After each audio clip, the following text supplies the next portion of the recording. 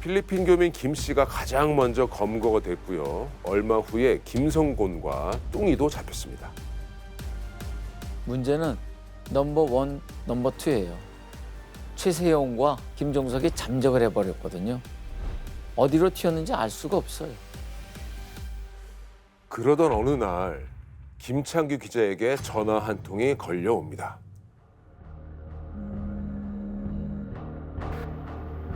혹시 김창규 기자님이세요? 전 누군지 알겠습니까?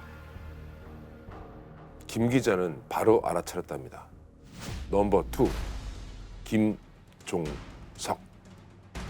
이제 목소리를 하도 많이 들었으니까 들으면 이제 알죠.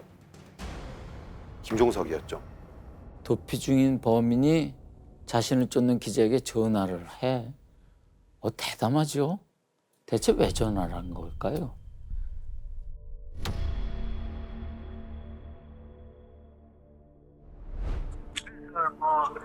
기자님이 한번 도와주시라. 어떤 거를 말씀입니까? 지금 풀지 못하는 것을 제가 선생님한테 다 알려드리겠습니다. 그것 말고도 한 문제 있습니다.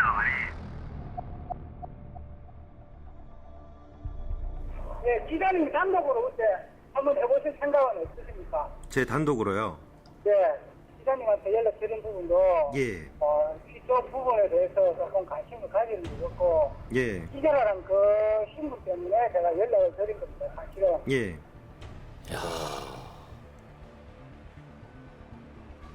지금 내용이 뭐예요? 요지인 즉슨 뭐냐? 돈을 보내라는 겁니다. 결국 이제 돈 달라는 거죠. 돈 주면은 이제 김철한 씨 시신이 있는 곳을 가르쳐 주겠다. 이제 이건데 김종석은 내가 이 사람 시신을 이제 완전 꽂혀 있는 걸 아니까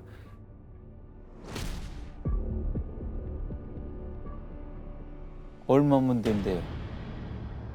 한 장 1,000만 원? 1,000만 원이요. 자, 우리 김 기자는 어떻게 했을까요? 협상을 시작했습니다. 에이, 기자 월급 뻔한 거 아시잖아요. 밀고 당기기를 수차례 최종 합의된 금액 얼마인 줄 아세요? 500. 7 100? 70만 원. 기자 월급 박한 거 아니에요? 그러게요. 70? 사이즈가 크진 않은 것 같아요. 약간 좀 좀스럽기도 하고 좀. 아마 도피 중이라 워낙 궁했을 거예요. 아, 진짜 마지막에 없어 보이네요. 네. 김 기자는 돈을 보내기로 했어요. 근데 사람 일이 참 이 사람 일이 안 되려면 안 되는 모양이지 은행원들이 그런 실수를 할 리가 없는데 그날은 어떻게 이름이랑 정확히 적어줬는데 은행원이 이제 알파벳을 틀린 거예요.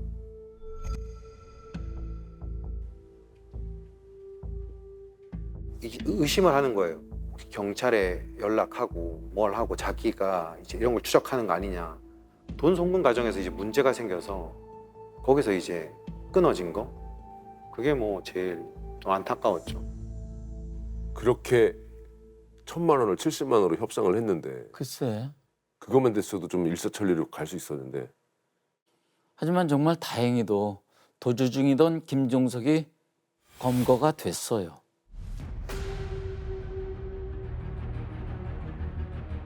한국 경찰과 필리핀 경찰의 공조 끝에 사흘 전 김 씨가 검거됐습니다. 해외 도피 5년 4개월 만에 붙잡힌 최모 씨가 초췌한 모습으로 조사실에 들어서고 있습니다.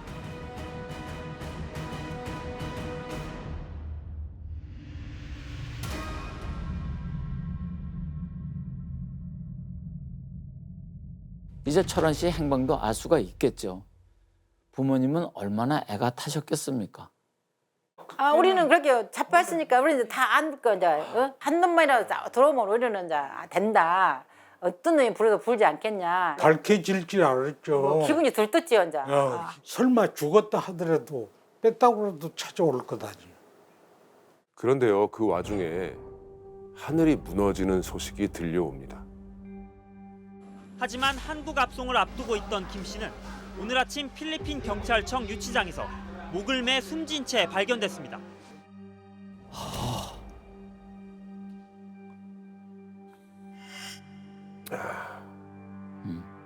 제가 죽어버리니까 다른 놈들이 이제 얘기를 하면 우리는 모른다. 그 양반이 걔가 두목이다. 그러면 이제 다 알아서 처리했다. 우리는 조력만 해줬을 뿐이지 그게 뭐 어떻게 돌아간지도 모른다. 이렇게 얘기해보고 전혀 저것들은 상관이 없다고 그렇게 얘기를 하니까 뭐 실망이 컸죠. 이제 이놈이 뒤져버렸으니까 이제 이놈들은 다 그런 분들 미래부고 그럴 걸 알았죠. 그런데 이제 아니라 다를까 그렇게 하니까 사람 미쳐버리는 거죠.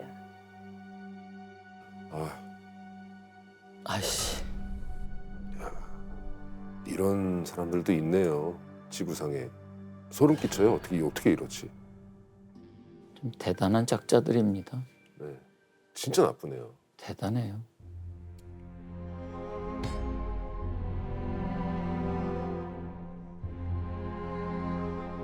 그런데요, 김종석이 죽기 전에 유서를 남겼어요. 무려 10장이나. 여기에 뭐라도 털어놓지 않았을까요? 이게 바로 그 유서거든요.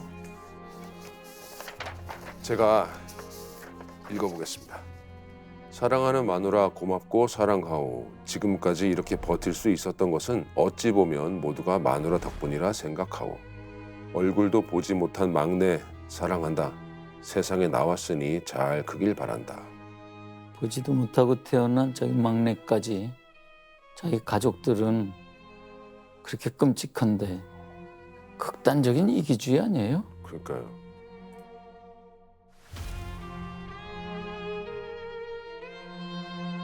처음 외국을 알게 해준 세용. 세상을 보는 새로운 눈을 뜨게 해주었던 사람. 남들은 우리에게 아주 험한 욕을 해도 나는 고맙게 생각한다. 성곤이 거짓말을 조금만 하면 그래도 괜찮은 녀석인데 바람이 있다면 최고형은 면하기를 바랄 뿐이다. 내가 저질렀던 행동에 대해서는 지금에 와서 후회한들 무슨 의미가 있겠는가. 미련은 없다. 이렇게 썼네요. 다예요? 네. 다른 내용 없어요? 10장을 줄여서 이렇게 정리한 내용입니다. 피해자들에 대한 이야기는 단서는 뭐 아무것도 없네요. 네. 한마디라도 제가 죽으려면 말이라도 하고 죽어야지. 이제 유가족한테는 그 미안한 사과 말 한마디 없이 지 가족한테만 뭐 미안하네 뭐 어쩌네 저쩌네 그런 소리 하고 나쁜 놈이죠. 그애들은 사람도 아니죠. 인간 탈을서 어떻게 그렇게 할 수가 있어요.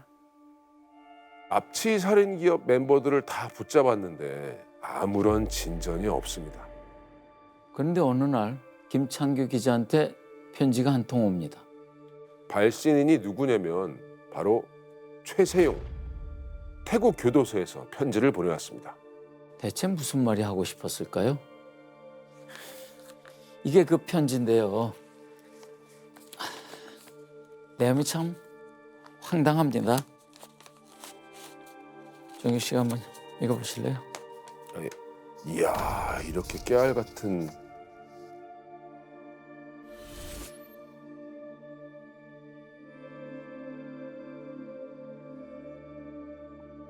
안녕하십니까, 최세용입니다. 언젠가는 당신을 만나서 허심탄회하게 대화를 하고자 하였습니다. 저는 도덕적 양심으로 묻는다면 유죄일지는 모르나 법률적으로 묻는다면 위의 3건 모두 무죄입니다. 홍석동 씨나 윤철원 씨나 이런 건은 왜 아무 상관이 없는데 김창규 기자는 그걸 다 알면서도 왜 나를 나쁜 사람으로 만드느냐. 죄를 지은 만큼만 벌을 받게 해달라. 그리고 도와달라. 뭐 자기는 죄 없다는 소리만 늘어놓는구만. 좀 양심이 없는 것 같아요.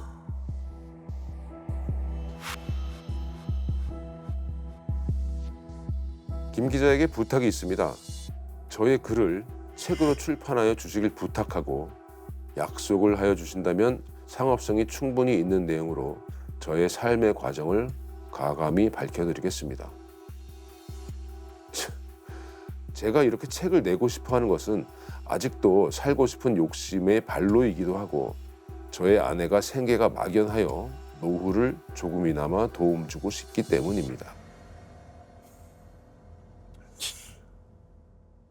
이건 좀 너무 뻔뻔한 것 같기도 하고 눈물겹지 않아요? 야 어떻게 이러지? 약간 정신세계가 약간 이해가 안 가는. 근데 이게 끝이 아니에요. 편지 마지막엔 김 기자한테 필요한 물건 좀 보내달라 부탁을 했는데요.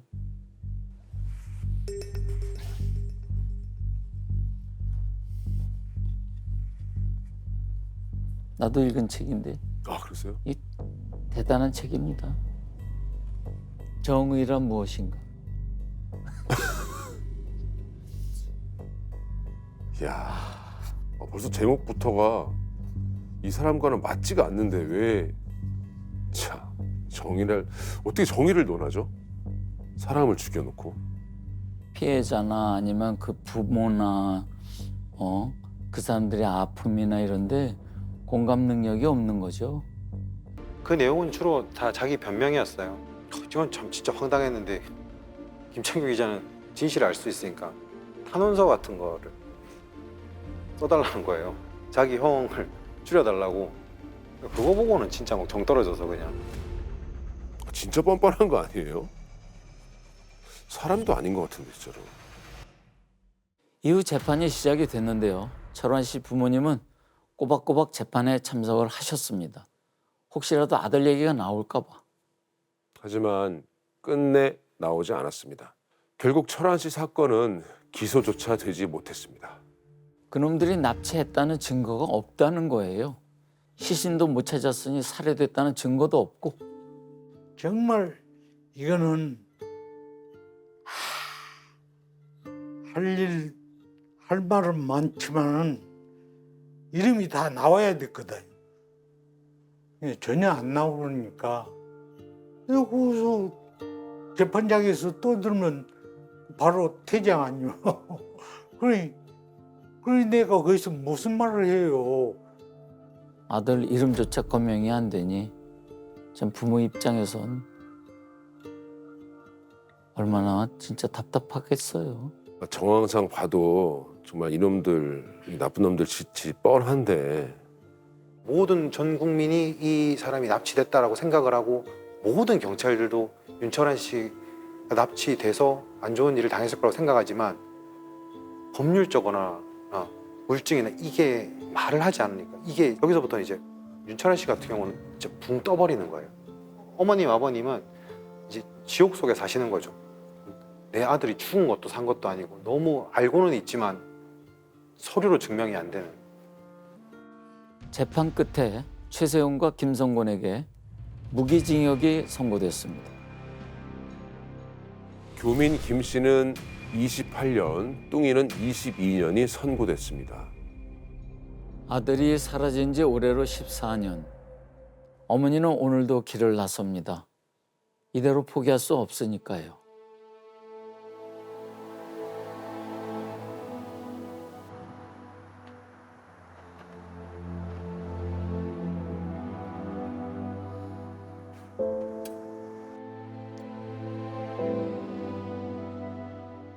청송. 지금 청송가 이달에서 청송으로 그 사람을 만나러 가거든요.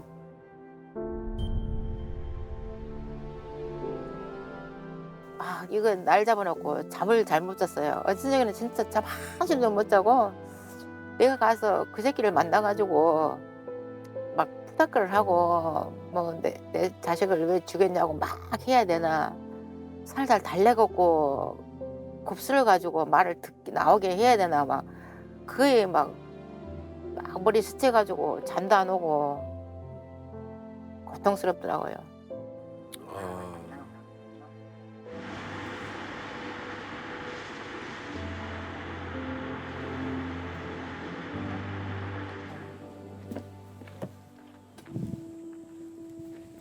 어머나 웬일이야. 오랜만에 웬일이야. 뵙습니다. 세상에 오랜만이네. 네, 아이고. 잘 계셨어요? 네.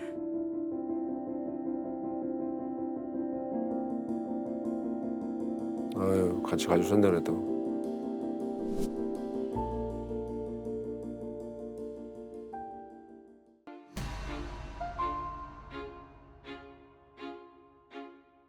접견 거부 의사를 밝혔기 때문에 저희가 강제로 수용자를 데리고 나와서 접견을 하라고 앉힐 수가 없거든요. 한 번도 이렇게 요청을 할 수는 없는 상황일까요? 저희가 다시 수용자 의사를 물어봤는데 접견을 완곡하게 거부하고 있어요.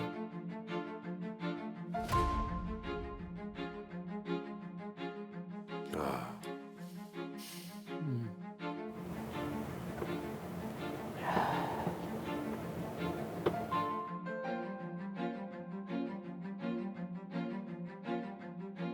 접견을 거부했습니다. 혹시 죄송한데 사유를 알 수 있습니까? 그 우리 직원이 그 물어봐도 뭐 특별한 그 얘기는 안 하는 것 같아요. 이 최세용, 김성건 둘 다 면회를 거부했어요. 이제 남은 사람이 있는데 예.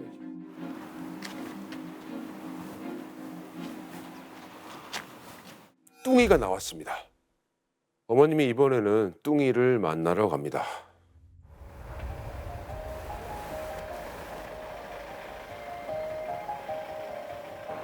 어떠셨어요? 저희 들어가. 뭐 이제 뭐 가시면 막 아프더라고 이거. 가슴이. 응. 그래서 지금부터 두 사람의 대화 내용을 들려드릴 텐데요.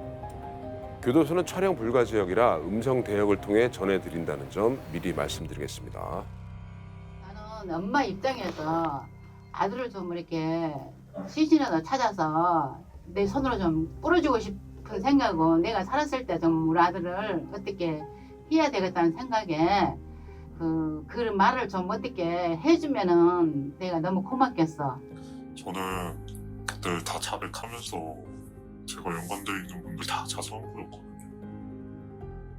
그런데 왜 같이 거기에 협조하고 같이 있었잖아. 그러면 우리 아들을 모른다는 거는 나는 또 이해가 안 가거든. 제가 개입하기도 전에 사건이 있었다고 하더라고요. 그러면은 윤철환이를 가면 누군지도 모르고 이름도 안 들어봤어. 그러니까 피해자도 워낙 많기도 하고 그냥 별로 관심을 안 두니까 이름을 아무도 몰랐거든요. 범행을 했다고 해서 나중에 서로 얘기하거나 그런 거는 전혀 없었어요.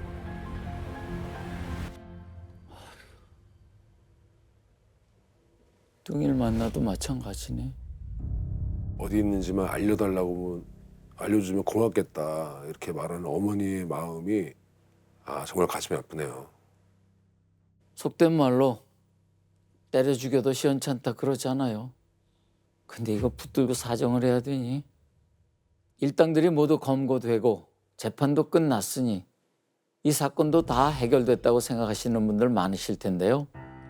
이 사건도 홍석동 씨 시신 발견하고 이제 주범들이 잡히고 굉장히 큰 건들이 해결됐잖아요. 큰 게 해결되니까 아직 못 찾은 실종자들이랑 피해자들 있잖아요. 거기는 상대적으로 이제 힘이 빠지는 거죠. 그럼 경찰들이 한 사건을 계속 오래 할 수는 없거든요. 이첩 되다 보면은 사건이 너무 복잡하고 많다 보니까 이게 잘 몰라요. 철환 씨 부모님에겐 여전히 현재 진행형입니다. 가시고 나면 또 둘이 붙잡고 엉엉 울어야 되겠지만은 이렇게 오셔갖고 취재한 것만 들어도 정말 감사하고 우리 아들 이름이 아직까지 살아있구나 그런 생각 들고요.